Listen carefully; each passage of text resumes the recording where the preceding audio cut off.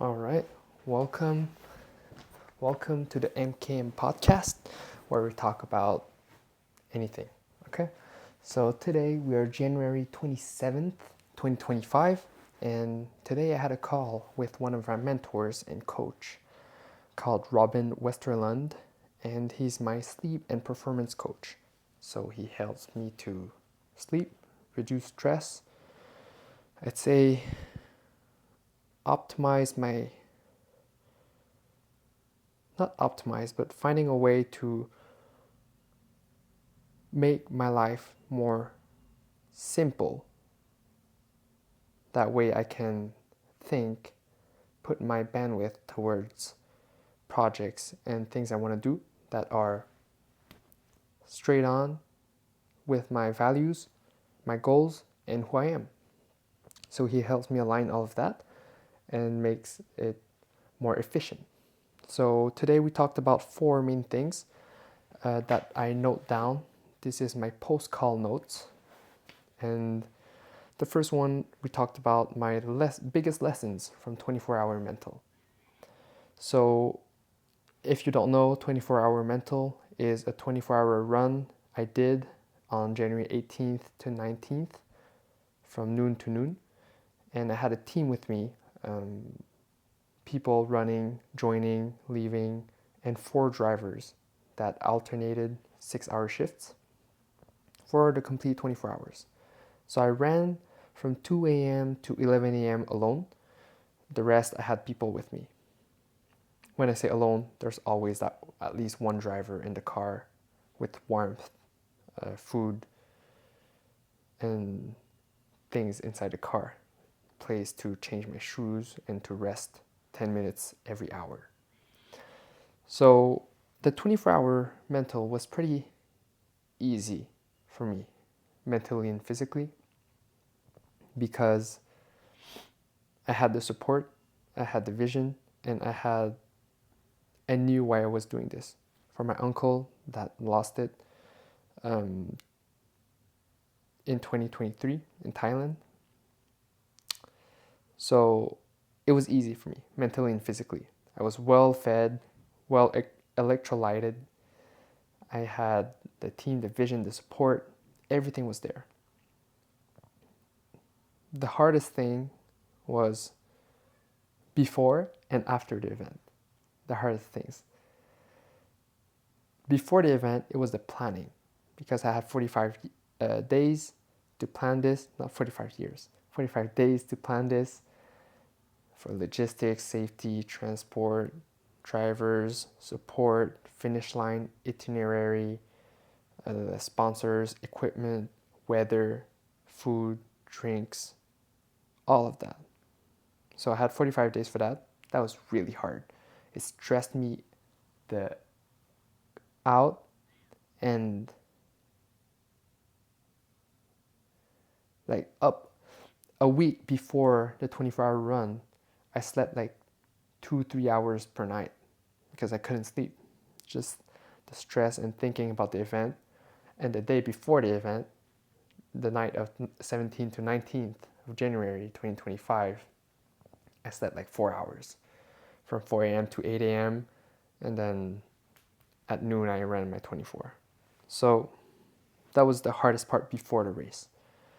After the race, everything went well. The support was there at the finish line. People were there. The support was there. I know I repeat support a lot, but it's really one of the pillars of this 24-hour mental. Is without the community and people believing in the project and the mission, this would be nothing. That's why I keep mentioning it. And in the future, like, that's what we need. What was hard after the 24 was, yes, the recovery. It was okay. I slept for 15 hours from 4 p.m. until 7 a.m. next day. But it was on the 20th of January. I was already planning the next event. Because of the adrenaline and all the other chemicals that pumped me up, I already wanted to plan the next 24-hour mental because how successful it was and with the vision I saw and again, the support. So I started thinking, and for 3-4 days straight, I thought about how I could do this, the how to structure it, who I need in the team, how I need to plan this. So I ended up with a date that would be August 2 and 3, Saturday, Sunday. It would be on a 400-meter track, but I'm getting ahead of myself. The reason why it was hard after the event is because right away after the 24-hour, I started planning the next one. So I did not soak in the feelings, the emotions, the present, the suffering, my muscles, my body, my spirit, my mind. All of it was in the past, and I just thought about the future. Now, what I should have done, now I know for the next time, not just next event, but every day in my life. This is the biggest lesson, is being able to soak in the present, to soak in what just happened, to soak in the feelings and emotions of what just happened, and having this introspection and retrospection of how did the event go? Like, what went right? What went wrong? What could have been improved? Or what could be improved for the next time? So I did that after my 3-4 days of nonstop planning of the next event. And then I told myself, yo, now I gotta relax. I really gotta recover for my body and my mind, and not being 24/7 in. And after talking with Robin, this is how this biggest lesson came, is not always chasing the next thing, not always being onto the next thing. And as he said, a lot of high achievers, this is what they do. I'm not self-proclaimed high achiever, but I do believe I'm a high achiever. So yes, I do self-proclaim. And this is something that gives us some kind of restlessness. So we can't rest. This hustle culture, or this hustle that we strive for, that is acclaimed, that is supported. People see this hustle and or actually, let me rephrase this. I hustle because I know people are watching, and that's not good. I should not be working for other people. I should not be working because I want other people to see it. That doesn't make any sense. So I think that's why I jumped on the next thing, because I wanted to see the impact again. Like the dopamine and all the other things hit. It was incredible, and I just wanted to feel that again. And it's crazy because it's right after a 24-hour run. So I needed this big event for me to understand that in my life in general, I've always been onto the next thing. I never had chill out time. Never had like wind down time of doing nothing, enjoying, and like eating my candy.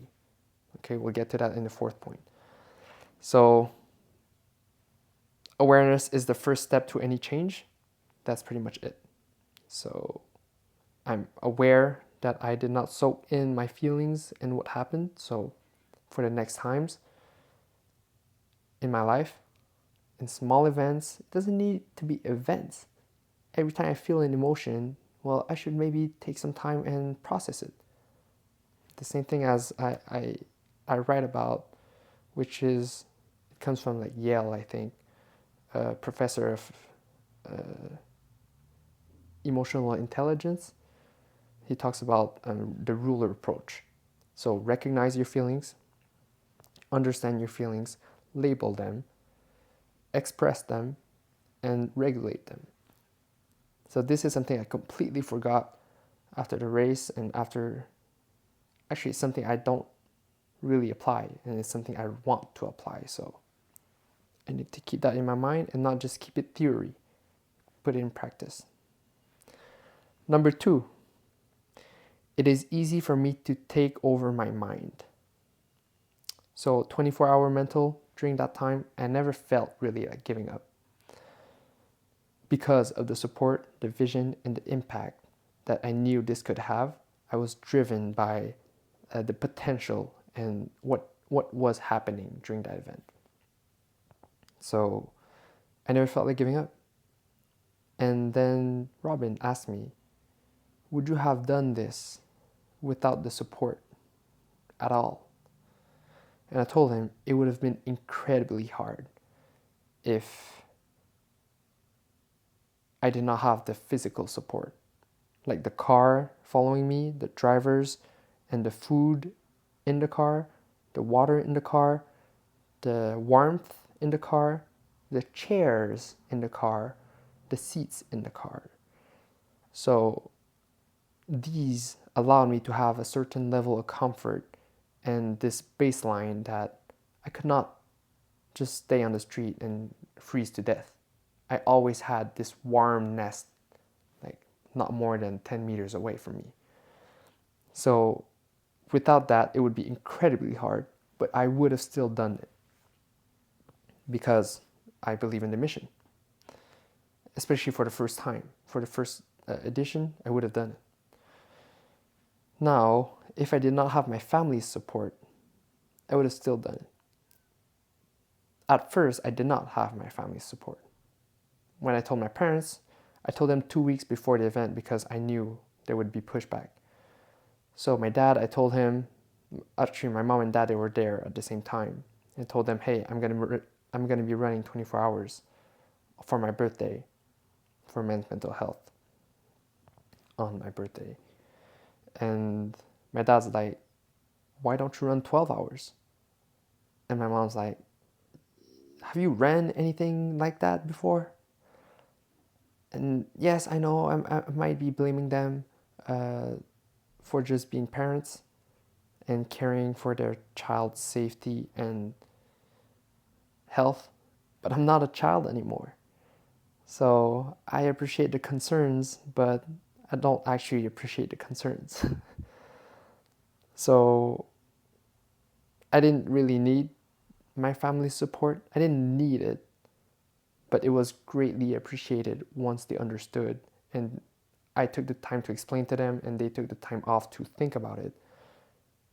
It is greatly appreciated, the support from my family, because I know like 20 years from now, like 44-year-old Kirk, I know I don't want to be living alone and doing all this mission and everything I'm doing, this service alone. Even if I could, my goal is to bring people close to me with me.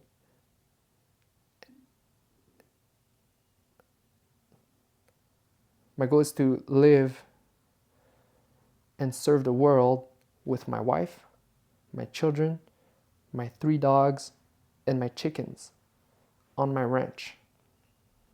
That's it. And then my close friends, my family, extended family, they're gonna see this and they're gonna be inspired, hopefully. And my goal is not to change anyone, it's to inspire. They change themselves. I'm not changing them. So getting back to number 2 is it was easy for me to take over my mind during this 24-hour because of the support. Well, without the support, I would have still done it. And the only reason why is because of my upbringing. I had, I'd say, a pretty rough childhood, even though we didn't miss anything. Always had food, always had a roof. I had parents that were there. But every time, how do I say this? When my dad and mom were screaming at each other, I would always put myself in the middle. Because I saw an injustice, I step forward and I speak up. I speak up against the aggressor. So when I spoke up against the aggressor, I was getting beat up. And like, sure, I'll tell you. So the aggressor used to just, my dad used to take like a wooden spatula or whatever he could find, like a hanger or whatever. He would take it and hit me with it until it broke. And he would take another one and hit me again until it broke. So I couldn't really defend myself. That's like from 6 years old until 15, 16, once I could defend myself a little bit physically and with words. And then it turned into like just screaming. But all this to say, I would put myself in this situation just to defend an injustice that I could perceive from that age. Maybe I was wrong, but I could see an injustice from my perspective, and I had to speak up. And I was not about to not speak up because I needed this freedom of thought and speech. So this is why today it's so important for me to be able to speak my mind and defend and speak up against any injustice I see. Because I was ready to get beat up to speak up. So now, today at 24 years old, I'm just ready to speak up about pretty much anything I stand for. Because I know I have the capabilities to defend myself mentally and physically with words or with my fist. And I'm also able to protect my own castle. I'm still learning to draw my boundaries, yet I do know what my strong, solid foundation is. Now it's a question of how to articulate it and how to communicate it to people around me. It's a work in progress. I'm 24. I have no doubts it's going to get better, and I trust myself and I trust God. So this is what it means, standing on business. I stand on business. So I stand up for my values, thoughts, and freedom, whatever the consequence may be. That's it. Number 3, my wind down feels a bit rushed. So again, this is after a call with my sleep and performance coach. And when I talk about my wind down, I talk about the time between the day and sleep. So what is that time? I allow myself 1 hour, 2 hours of wind down. I think it's 1 hour now. But I feel like, let's say I have my morning routine. I wake up, I go on my run, I do my pull-ups, I do my push-ups. I go eat, I brush my teeth, and my day starts. Now it's about 10 a.m. and until 4 p.m. I work. And after that, I eat. I go to taekwondo, yoga, hot yoga, or the running club where I mentor. And after that, it's about 6, 7, 8 p.m. And then I eat again. And then all I have to do at that point is shower and sleep. So I feel like between my last performance or last activity, which would be taekwondo, hot yoga, or the running club, I feel like it's really rough. I felt like it's really rough. So I asked Robin, how do I smoothen this transition? And I thought about yesterday. I really wanted to watch a TV show, but it was getting late.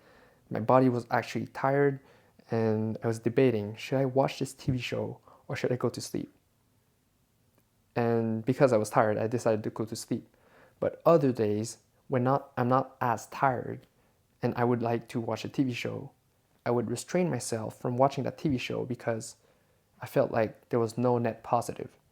I would not gain anything from it, like physically, mentally, spiritually, financial-wise, relationship-wise. business-wise, I would not gain anything. Well, now that we mention it, with Robin, we understood that it actually helps mentally because it's something I want to do and it's something I can look forward to. So what was missing was this reward or feel good activity, event, or thing that is not a performance, like hot yoga, taekwondo, running club. And that's it. So we concluded at the end of that conversation, it was like, okay, I'll watch one TV show, one episode, and it's actually something I look forward to. Like today, we're January 27th, Monday. I'll go to taekwondo in like 45 minutes, and after that, I'll shower, eat with my friends, and after that, I look forward to watching the first episode of Outlander. It's a show that I heard from a friend, and I really want to watch it. I have no idea what it is. She explained to me a little bit, but we'll see. But I look forward to it, and it's actually so exciting because I never allowed myself to enjoy something or look forward to a reward like this. So I'm proud of myself, and I'm proud of the work I've been doing with Robin to uncover this reward and candy that I can allow myself. That's it. So the TV show I'm going to be watching, it's going to be on a TV, actual TV, because it's better for your eyes apparently. And it's a few meters from your face, not centimeters like a laptop or a phone. So on the TV is better apparently, and not in their bedroom. So it's going to be on my sofa with the TV. When I'm done, I go upstairs and I go in my bedroom. That's it. Number 4, almost done. I have to go, after this I'll go eat, taekwondo, and I just told you what my plan was. Number 4, lust, men in their 20s. Lust is basically being driven by sex. So it's one of the 7 deadly sins, I believe. So what I wrote down here after talking with Robin is the devil is talking to me, and he's telling me like, get laid, there's no problem, like nothing's gonna happen. You're 24, it's chill. So 80% of me is telling me like, no, I can't do it. Because Kirk, 20 years from now, I know I repeat this, but it's actually how I want to live my life.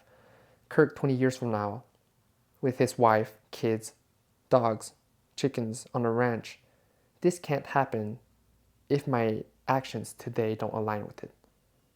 So if I just go out and sleep with anyone, like, it would not be beneficial to what I want. So my decision framework usually that I need to remind myself as well is, does this confirm my identity in who I am?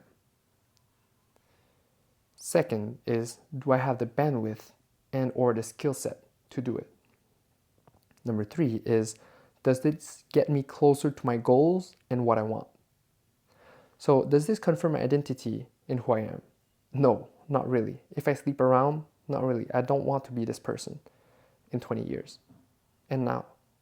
Because now is basically a stepping stone for later. So no. So already here, the decision should be made. Yeah, I'm not debating it anymore. But I debated it this morning, and days before, and weeks before. So no. But let's keep going, just for fun. Do I have the bandwidth and the skill set to do it? The bandwidth, I can always make time. I can always make time for relationships if they are beneficial and for everyone, and that they add something to our lives. It doesn't need to be like transactional, just adding love. Love. So I do have bandwidth for love, because I created this temple, this welcoming space for love. So if it comes, it comes. I'm not actively looking for it. Number three, no, actually, do I have the skill set? Yes. The skill set seems really transaction-wise, a transaction, but it's actually like, yes, I do have the skill set for it. And the third one is, does this get me closer to my goals and what I want? Not really. Getting in a relationship just to have a friend with benefits, it doesn't really get me closer to my goals and what I want. What I truly want, because I do want the benefits, but what I truly want, no. Because again, I know I repeat this thing of my wife, chicken, kids. Yeah, chickens should not maybe go before kids, but wife, kids, dogs, chicken, ranch. Like, it seems really specific, but it's more of a concept. I want this life. And it's pretty freaking clear in my mind. So getting this kind of short-term relationship does not get me closer to my goals and what I want. So this is no, yes, no. Again, with this decision framework, just with one no, it should be like a no directly. But because I am 24, I'm a man, and that's it. This decision has been hard, and now I've decided, like, this is public, so I've decided not to do that and to date to marry. So actually, this is, yeah, date to marry. And that's it. I gave myself 1 year to not actively look for someone, but if the train is in front of me and the door opens, I'm gonna take the opportunity and walk in. I'm not just gonna let the train keep going. And we're not talking about trains. So I'm open to just get to know people and get to know friends and meet other people. So yeah, date to marry. So filters, standards, and non-negotiables, which are mine. So my standards, my non-negotiables. Well, I can make, because not just because of my marketing background, but as a person, I know how to talk and convey an idea. I like to believe so. So my standards and non-negotiables, I can express them in a way that makes them disqualify themselves. What I mean by that is, in marketing, if you want to sell something to women, or if you want to sell something to men, you can talk about something really specific. So this is going to be really generic. Let's say you want to sell a gaming PC. I would say the main demographic would be men, but I have seen a stat that says like gaming people are, it's like almost 50-50 men, women. Let's say hypothetically, it's this gaming PC is specifically targeted towards men. I would talk about, actually I don't know what I would talk about, but I would direct what I'm saying towards men. That way, when a woman sees it, she would disqualify herself and remove herself from the buyer pool. Like, not interact with the advertisement, or just ignoring the word. Okay, so all of this just to say, if my standards and non-negotiables scare someone off, good. Okay, it's like a filter and it makes them disqualify themselves. So that's it. That's all I wanted to say. I'm sorry for making this so long. And the last thing that Robin told me is, pay attention to what they do and not what they say. I think this applies with everything in life, not just relationships, but partners, any relationships, any people, any person. You have to pay attention to what they do and not what they say. So here, I can sit here, talk, and just keep talking and yap all day. And like, yes, maybe you can make an image out of that, but I don't think many people see what I do. But those who do see it, they know that the way I act is closer and closer to Kirk in 20 years. That is open, honest, authentic, wise, present. What else? I have a list of 10 characteristics. And maybe I should I should actually know maybe these 10 characteristics by heart. Because if I want to become that, I might need to know them. Anyway, so pay attention to what they do and not what they say. So that's it. Thanks for watching. Initially, I was about to dedicate this video to myself in the future, but I think it could help other people. It could help you, maybe. It could help anyone that wants to do hard things, that want to wind down, and that have maybe some love-hate relationship with lust. So thank you so much for watching. Again, this is Kirk Wen with the MKM podcast, and we'll talk soon. I'll maybe have another guest or a guest on this beautiful sofa. All right, take care. Thank you so much.